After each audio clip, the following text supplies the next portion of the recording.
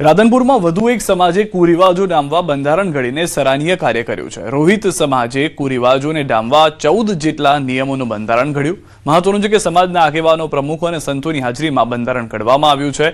ખાસ કરીને કુરિવાજો બંધ કરી શિક્ષણ પર ધ્યાન આપવું, તેમ લગ્ન પ્રસંગે બેસણા, સગાઈ, શ્રીમંત, મામેરા જેવા લગ્ન પ્રસંગોમાં કુરિવાજો બંધ કરી ખોટો ખર્ચ ન થાય તેના પર વિશેષ ધ્યાન અપાયું છે। સગાઈ અને લગ્ન પ્રસંગે 11 વ્યક્તિઓ જઈ શકશે।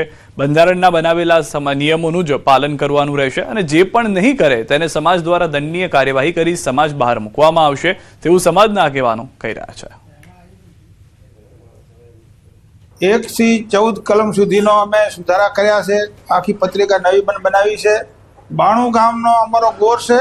એ 92 ગામ એકત્ર કરી અમે દરેકને સાથમાં રાખી અમારી પત્રિકા નવી આજ તારીખથી બંધારણ કર્યું છે।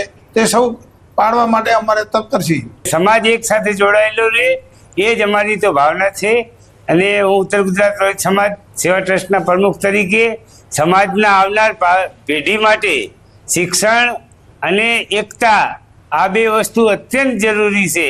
સમાજના અગ્રણીઓના વિચારો નાના નાગરિકોથી માંડી અને મોટા વડીલો સાથે લાંબી વિચાર ગોષ્ઠી એના અંતે આ બંધારણના ગઠનનું કામ શરૂ કરવામાં આવ્યું।